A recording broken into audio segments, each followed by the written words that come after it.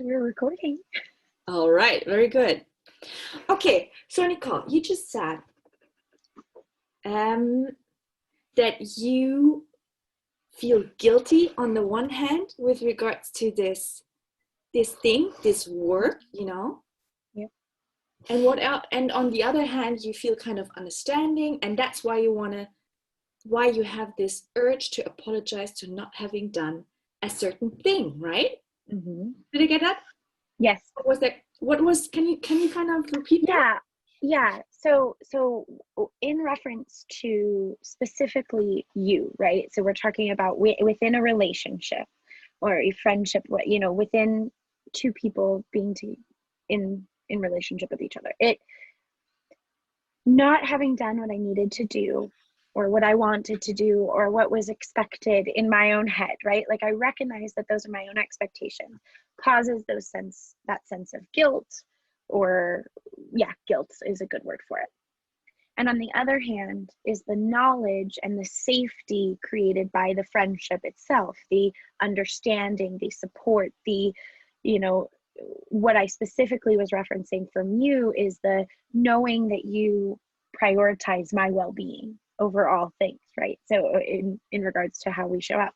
And so describing those as dark and light forces in balance with each other of like, I still feel these things even though I know these things. And it causes me to feel an urge to say, I'm sorry, even though I know all these things because these exist. Did that capture? Yeah, I think that captured. And I was, I'm following this course on sales, this online course on sales. Yes. And in one of the modules, the one who was giving it, her name is Reide Groenhart, she invited us to think about why we feel sometimes that it's so hard to ask for the right price or for any money at all for the work that we do. Mm-hmm. And what's the connection with what you just said? I was like, okay, why is that actually? Why do I, because I have it as well, Mm-hmm. I have this thing that when it's not related to money, but especially when it's related to money, mm-hmm. I rather give it away for free, I like this discomfort to kind of ask for money and then even to have to think, what is the price? Then I'd rather give it for free. Present for you, So, and I think it's actually what you just said in terms of this guilt stuff. Or, I mean, if you go deeper, I was then thinking, why guilt, or mm-hmm. in my respect, in with this topic, why this unpleasant feeling? And I came back down to the thing, and there it goes to the relationships that you just named.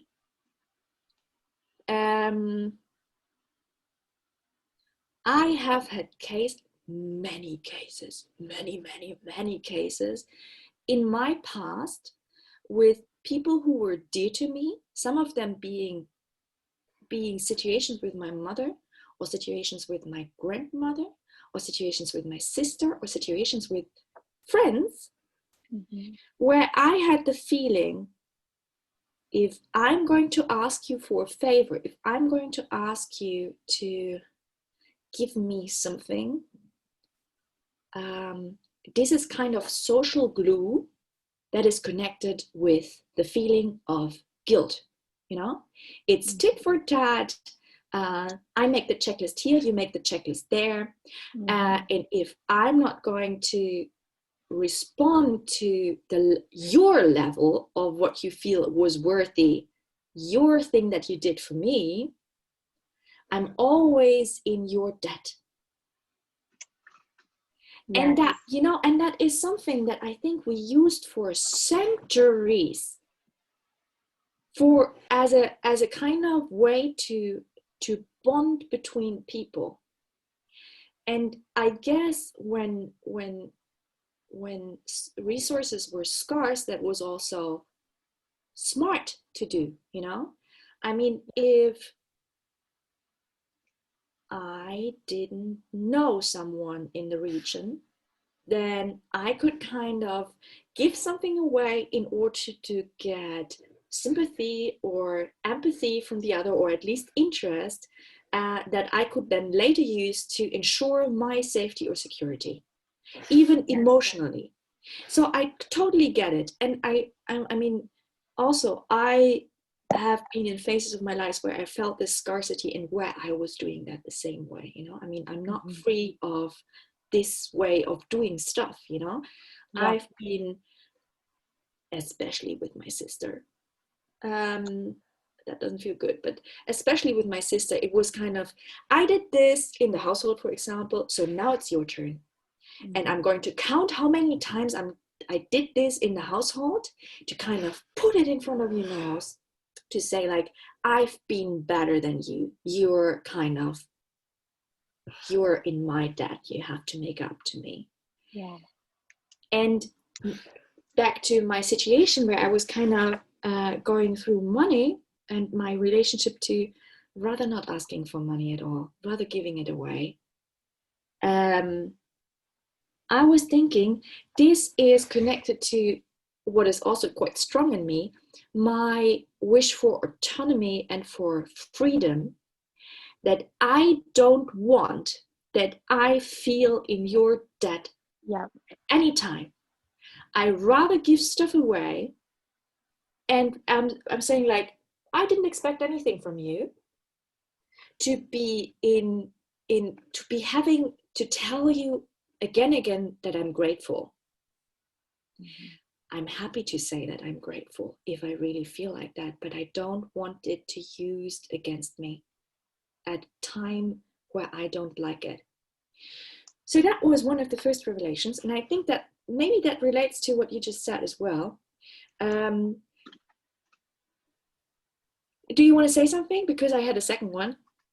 No, yes, let me respond quickly to that. I think it absolutely relates. And there's certain words that are coming up for me. And I'm starting to write them down because I'm trying to keep track. I haven't totally sorted through them yet. But things like the concept of keeping score and how it just naturally occurs, right? Like not with any bad intent, but our abilities to just hold the concept of score and debt and how that maybe relates to power and what it's coming up, what it's bringing up for me in terms of when we talk about women and money is how that doesn't relate to money.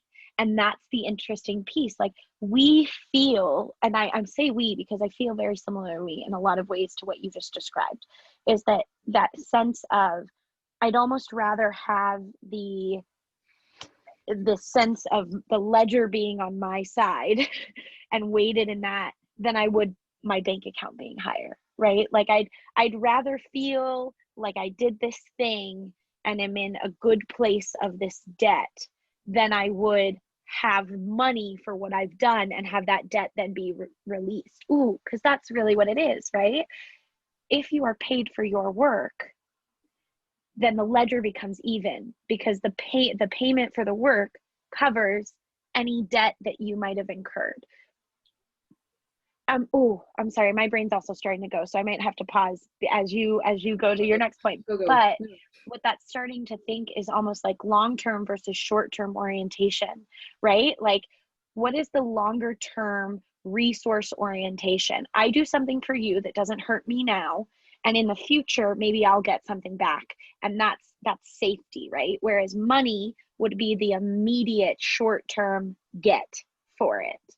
And I'm curious where naturally I would be curious about the research of where naturally that comes up for us. But much like you said, like there it seems like there would be a historical way that that would have shown up, and a historical way that, like you were saying, scarcity of resources and we're trying to utilize them. And so long term we're trying to ensure the continuance of our kind, and therefore we are getting ourselves in positive debt. And you know Mm-hmm. what? Because that leads to the second revelation that I had. Then Great. after I had wrote that down, this is, if we are really honest with ourselves, or if I'm honest with myself, this is so selfish. Mm-hmm. This is so selfish because I then feel at ease, I then feel safe and secure. If just what you said with regards to the power, if you are in my debt. Yep. And if everybody does that, then it's kind of this, oh shit, she did this for me, so I have to do. What is this kind of a motivation? What is this kind of a motivation? Yeah. And that's why, as I started to write down things I was that were coming up for me, I started to feel almost bad, right? Like I could tell in my being, somatically, I could tell that I wasn't feeling good as I wrote the word power. Because I will say because I can't put this on all women everywhere, but I'll say, like, it almost feels dirty, right? Like at the core of it, you're absolutely right. It's a selfish desire to be, or maybe not even in a bad way. It's just maybe we don't have to judge it. We don't have to judge it. I agree. Like, I don't think good or bad, but you're right. Like a desire to care for me by having you in my debt, because then I'm not in your debt, right? Like the avoidance of not being in your debt. Oh, and here's a good question. What do we think is more powerful? The avoidance of not being in someone else's debt, or the desire to have them in ours? Because what comes up for me as I start to see these two things is that in what I started to describe to you as my guilt, it was the avoidance to not be in your debt, not the desire to have you in mine. It was the avoidance to not be in yours. But again, there's a power aspect there, right? If I am in your debt, do I feel less power? And therefore, does it hurt me? And how, and exploring that a little bit more. But I'd be curious to know, in situations like this, what is the core of the feeling? The avoidance of debt, or the desire to have someone else in yours? Because I think those are two different drivers. I think you're right. I think they are two different drivers, but I would kind of guess / argue /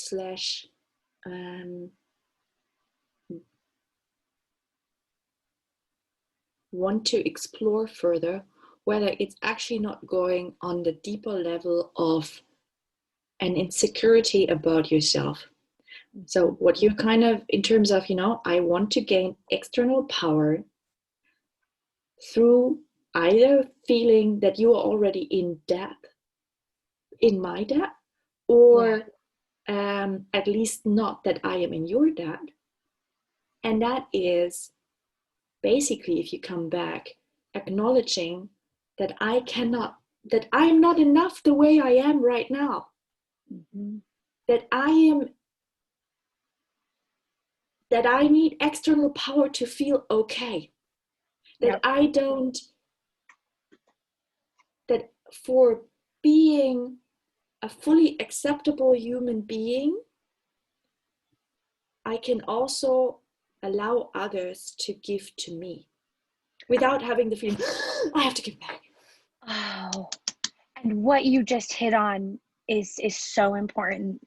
I am not enough as is. I am only good if I am giving, right? Like that concept. And that does feel like that feels very important. And something that came up for me as you were describing that, you were talking about this external, I need power from like an external source.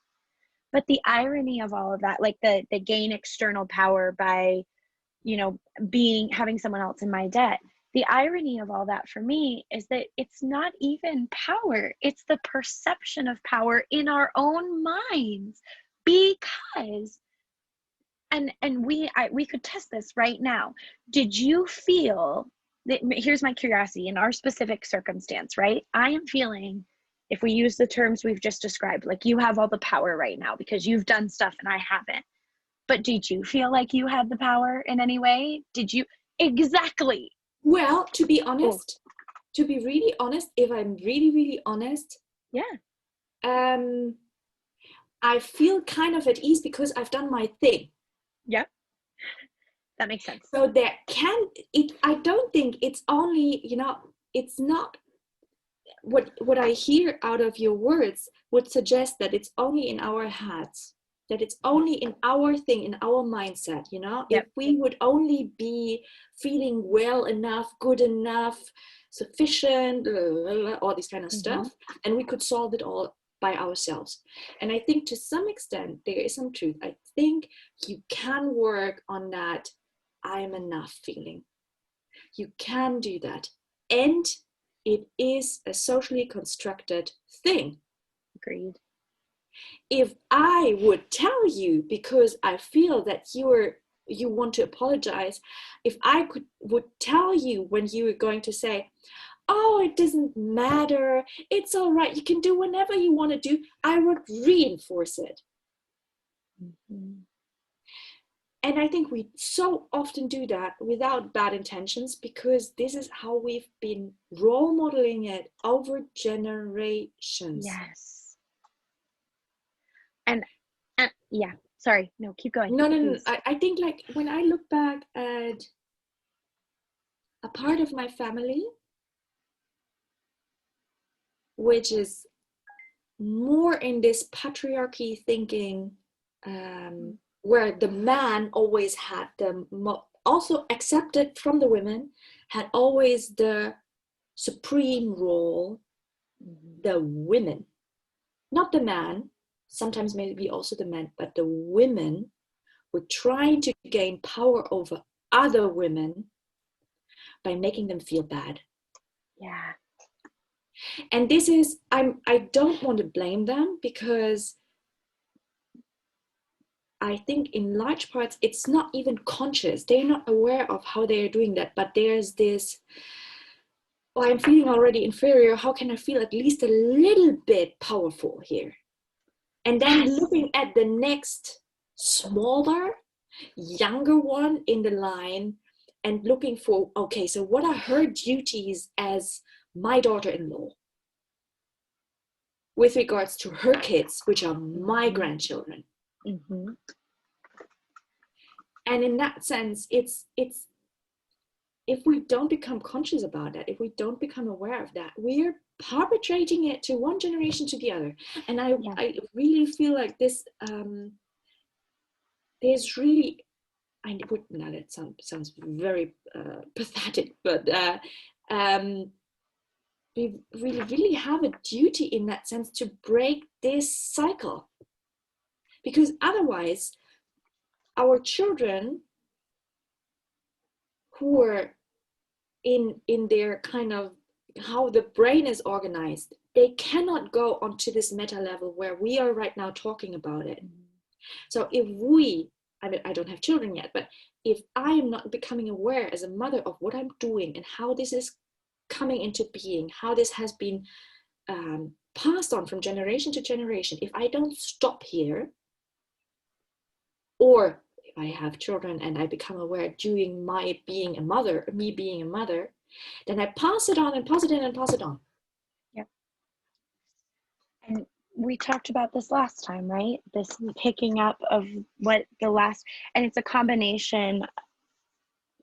Yes, we talked about it last time in terms of like this stopping the cycle, even a little bit more. Sometimes you got to clean up the old cycle, right? Like you have to clean it up and then pass it along clean versus, you know, if we're going to use that metaphor. But I think that that's so fascinating in terms of this duty to break the cycle. And going back to my question became, when you started to describe that, your feeling of safety in having done the work, right? Like your feeling of, okay, I may not feel like I have power, but I do I feel better. I feel like I'm on the right side of the debt. I would be curious, because we've talked a lot about women specifically, just like you took it to. I would be curious if that would feel differently if one of us were a man or both of us were men, right? Like, I wonder if the same, do you see what I'm saying? So what you just described as this passing on of the social debt is what I'm going to call it. Like this concept of social debt has been created among women in a patriarchal society. It has been created as a way for women to have a currency of their own. It's why I would imagine it's part of the reason why you talk about not wanting to charge for your work, because you don't associate on a most like maybe even just natural level, you don't associate payment for your work with money. You associate it with almost more of a social debt. Like I feel more comfortable, and I'm making big leaps. I don't know that any of that's true, but that's how it's showing up for me is like it no, go ahead. feels. Yeah, no. I'm sorry too. I we just did Oh, I'm apologizing. Anyway. we just did it. Yeah, I did it. Yeah. So but that's one of the ways it shows up, right? Exactly what you described. To build on it, women have created their own sense of currency amongst each other because that is where we historically have gotten our power from. But let me add, let me add something to it, because in terms of, I think this applies to women. I'm quite sure about that, to be honest. There might be glorious exceptions, but I think this applies to women. I also think that this applies to women against men. Very much. I just had a conversation with a friend and colleague this afternoon where I was sharing a story of the founder of an association in Germany, who has found very impressive personality, very charismatic figure, enormous kind of life legacy that he is leaving. He's still living, but he's quite well aged. Do you say aged? Yeah, right. You can say so. He's nearly 80, so he has his legacy, and I don't know how long he actually wants to kind of be in that position. But he he has built this association and another one before to actually heal the wounds between East and West Germans after the wall came down, to kind of really contribute to the reunification process. Beautiful work that they've been doing, the whole family, but it was initiated through him, however, and he cites that very often. He cites his mother very often. His mother, after the wall came down and this reunification process did not went so smooth as everybody had hoped for, and they kind of thought about going. They had to fly during the war. They had the chance to buy back the property, large property, a big farmhouse and land around it. After the wall came down and Germany became reunited, and his mother said, because he was the eldest son, it's also something. He was the eldest son, and he had already quite a splendid career and a huge network also in the political sphere.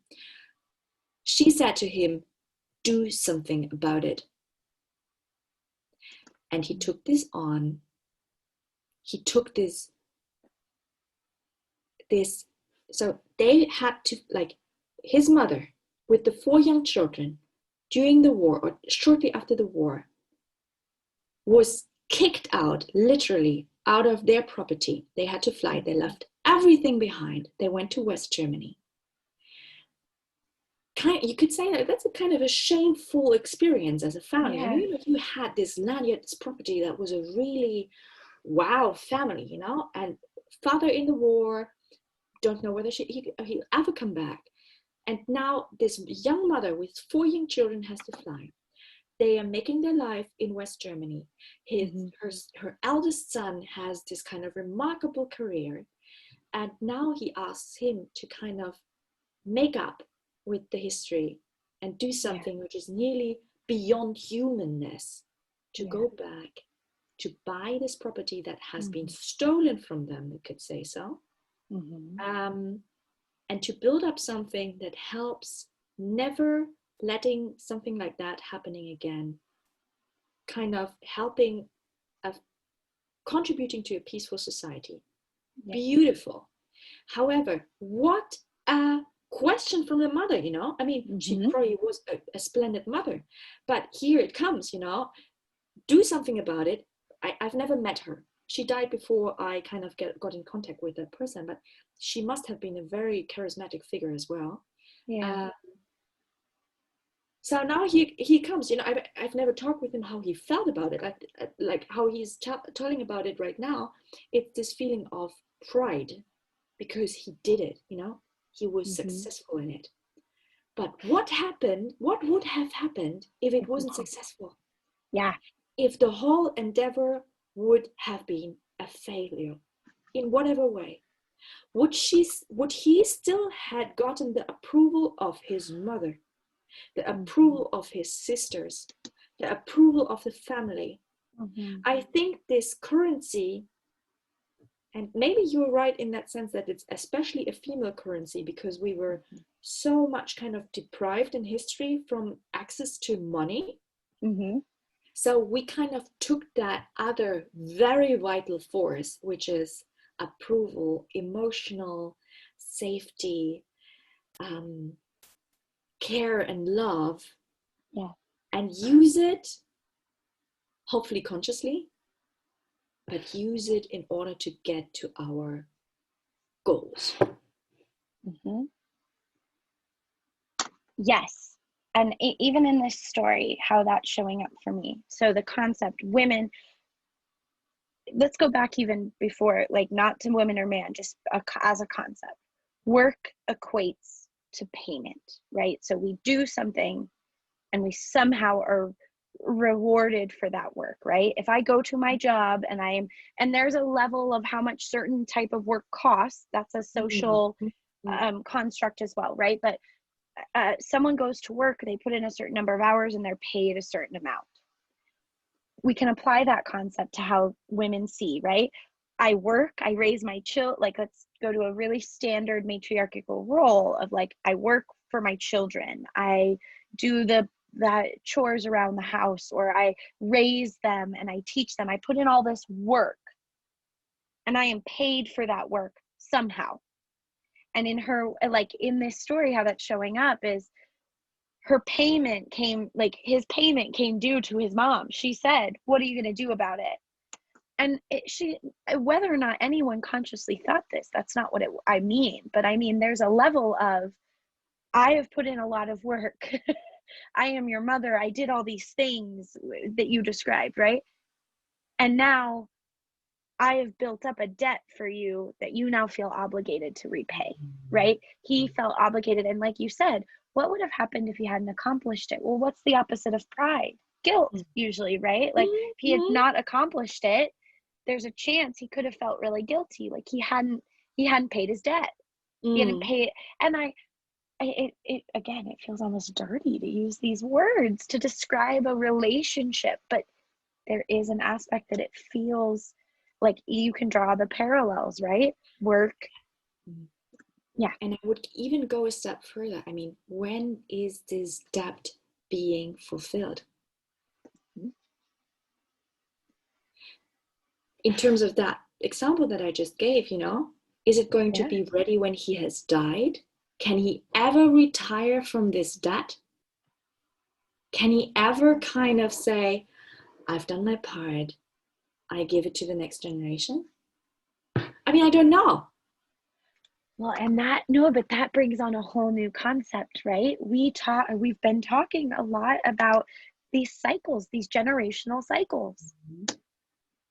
If his mother passed, that debt didn't die for him, right? Like he still felt an obligation to fulfill it. If the end of, if death is not the end of the debt, how much debt have we incurred over the years that we are passing on and passing on and passing on? And I'm at this point again where I'm saying, like, where actually our whole conversation started, what if we just assumed it's enough? Absolutely.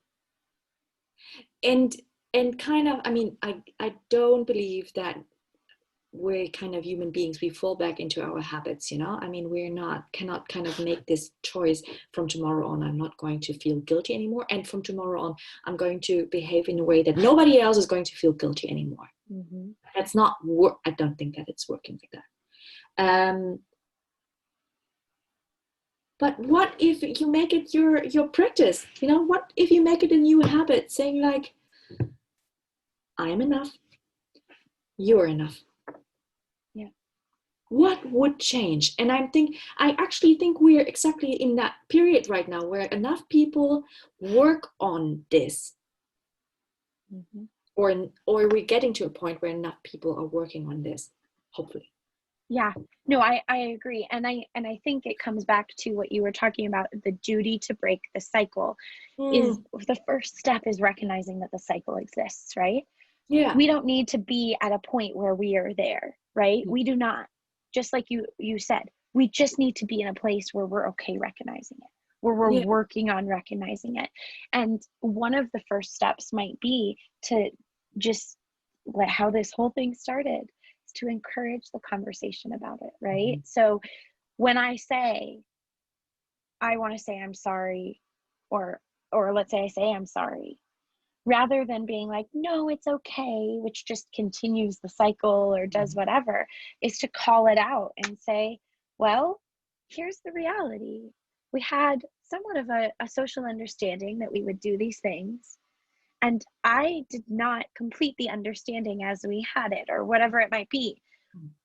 And I therefore feel guilty about it. And I recognize, even though, oh God, we talk so much especially in the OD space right now, about holding polarities, right? Like I can say that I feel guilty about that and recognize and accept that there's a level of understanding and care and circumstance and balance those two, even though they feel like they don't go together. I can work on balancing those in a way that doesn't contribute to a debt, in a way that doesn't,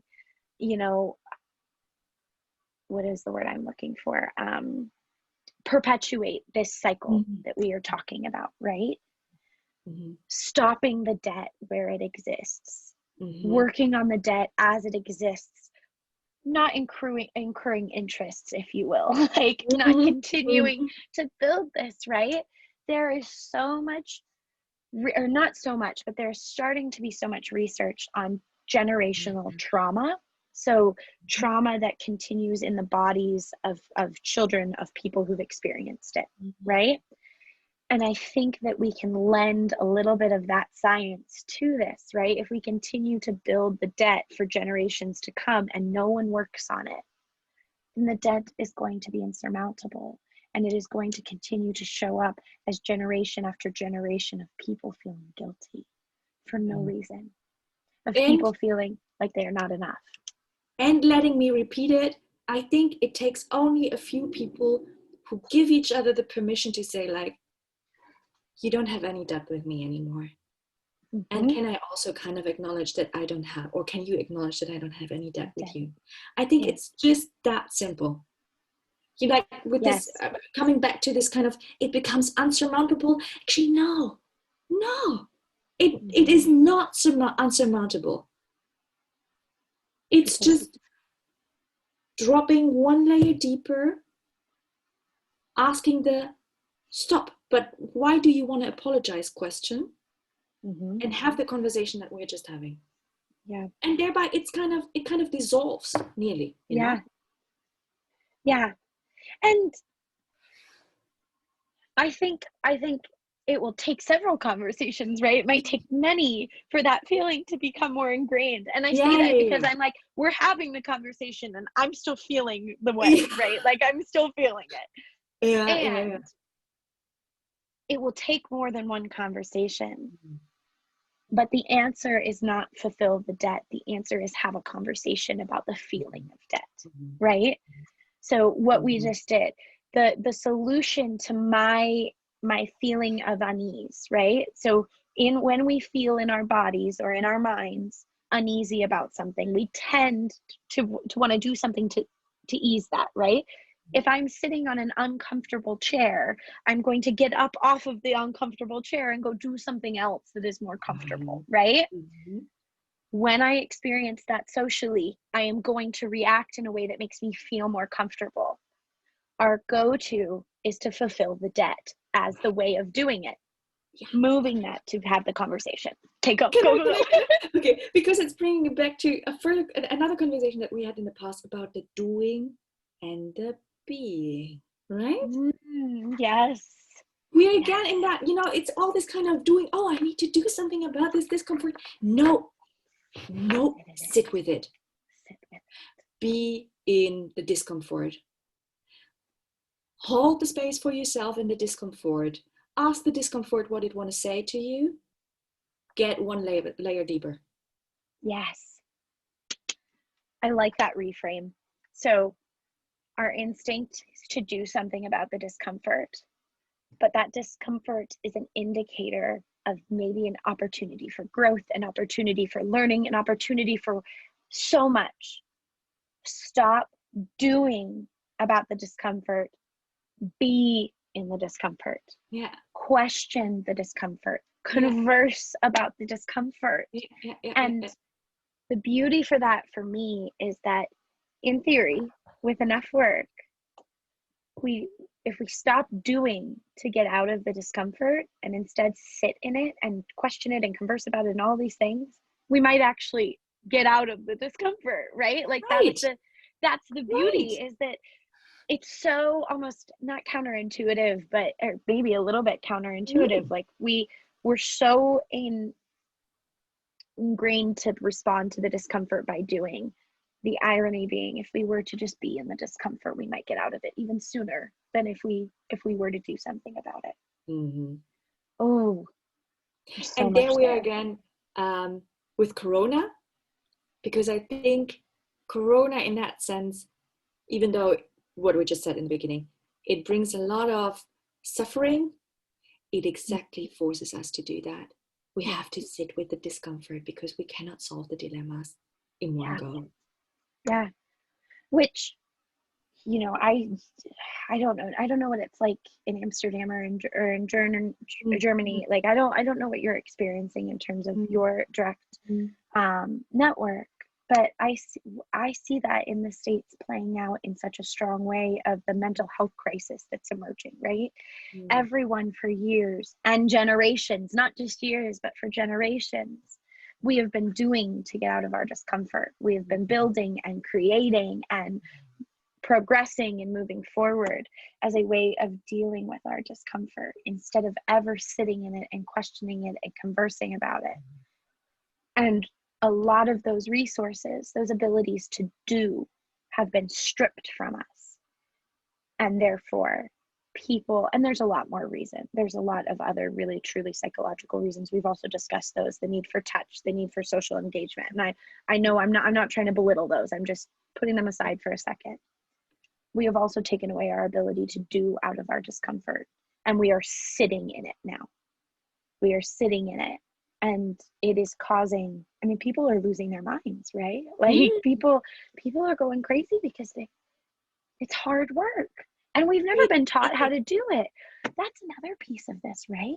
Going back to education, and you've described it as like, almost like parent to child, but there's more. There's society to youth as just a concept, not just parents' responsibility, all of society's responsibility of how we educate our youth. And similar to so many other concepts, it is a piece of education that we have never thought to do before. We have never thought to put, how do we converse about sitting in our discomfort with our youth? Much like, at least in the States, we have not ever said, how do we talk politics? How do we talk about religion? How do we do our taxes? These are things that are not we talk money, right? Yes, how do we talk money? These are things that we don't teach our youth. We just don't. We don't consider them part of the curriculum that is needed. And the irony being, it is the most needed curriculum in the world. And this too, how to be in discomfort, one of the most needed things to teach our youth. And instead, we continue to perpetuate the cycle until we stop it here. Let's call this, right? I would say let's call this a day. Yeah. Not for our call, but at least for the recording, because I think now there comes a nice circle around that, right? And we just do another one. I agree. Yeah. Let me see if I can learn how to stop it. Yay for our first recording. I think this is the right button. I'm going to try.